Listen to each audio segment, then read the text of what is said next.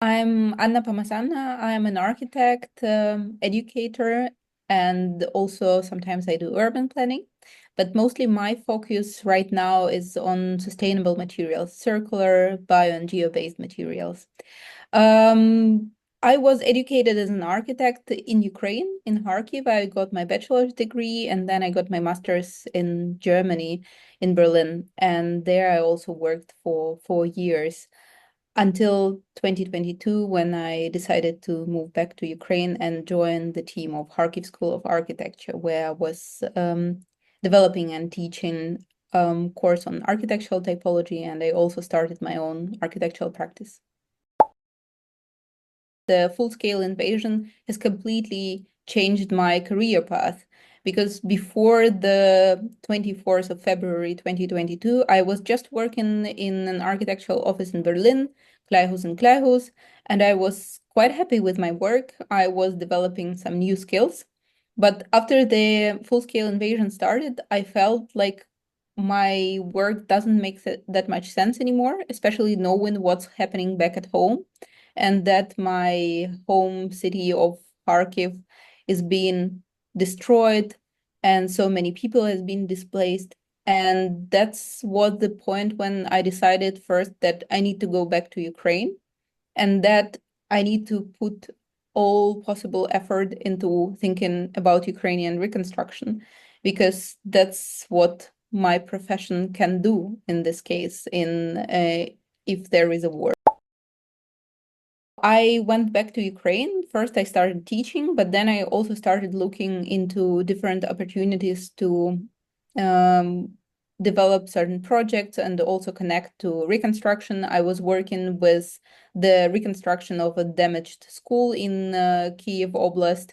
And then I was working on some memorial projects, including the competition for memorial cemetery here in Lviv, where we got the third prize and also small commemoration project, the exhibition about the about 86 days of Mariupol defense. And this was a traveling structure, mobile structure that we developed together with Big City Lab.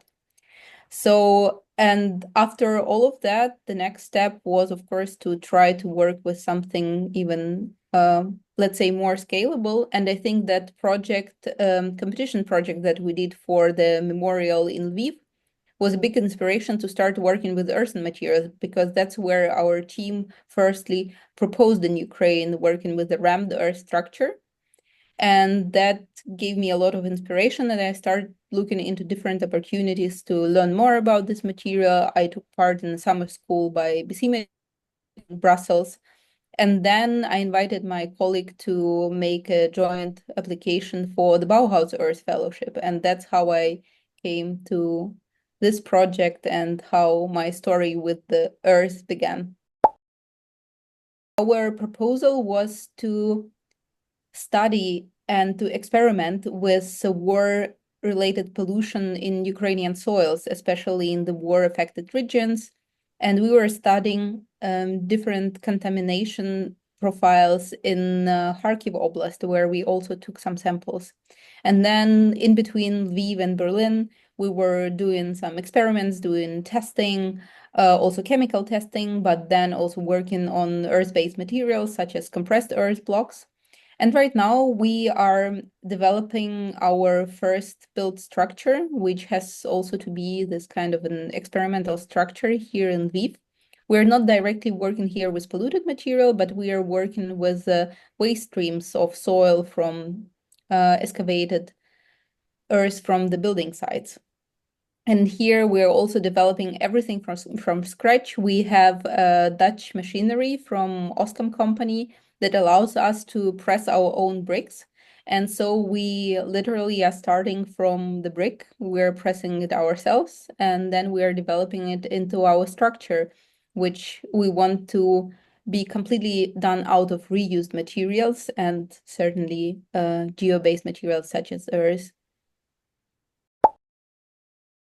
It's very fascinating that soil in Ukraine means so much. First of all, because we are fighting on our land, we are fighting for our land, and this is fight which is going on for centuries. And this is like one side of it, Earth being land, and then Earth being something which feeds Ukraine and also feeds a lot of countries in the world. And we know everything about like how fertile Ukrainian soils are and how important Ukrainian soils are for the livelihood of people who live or lived there. And for me, it's also very much connected to the notion of home, because when we collected our soil samples in the deoccupied territories of Kharkiv Oblast, it was very important for me that it's happening in Kharkiv, because with the beginning of full-scale invasion, I felt like I've lost my home, even though Kharkiv is not occupied, but it's so destroyed, so many people are displaced that it doesn't look or feel like Kharkiv anymore. Like it has become something different, and it's still in constant danger every day. And so for me, this working with soil is also somehow reflecting on the notion of home, I think, and what home means for Ukrainians in general. So thinking about the current war, I think what have the big change that happened is that women are much more represented in profession, because at this moment it's much more easier for women to travel, and also which means travel to international conferences or some events.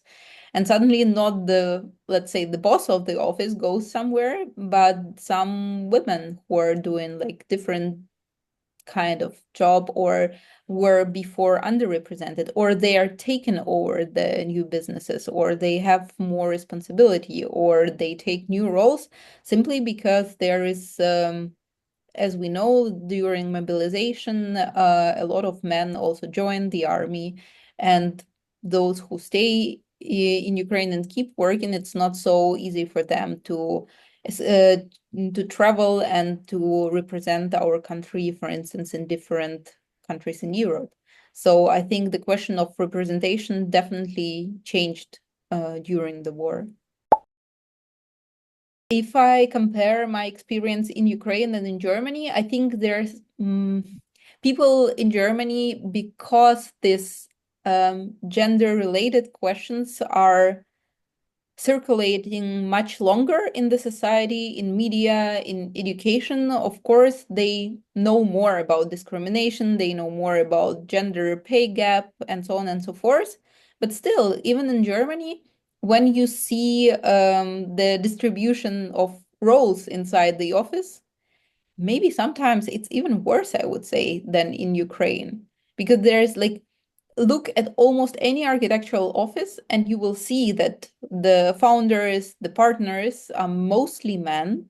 And talking about big projects with big budgets, it's still also on the client side, there are more men, and on the architect side, there are men mostly.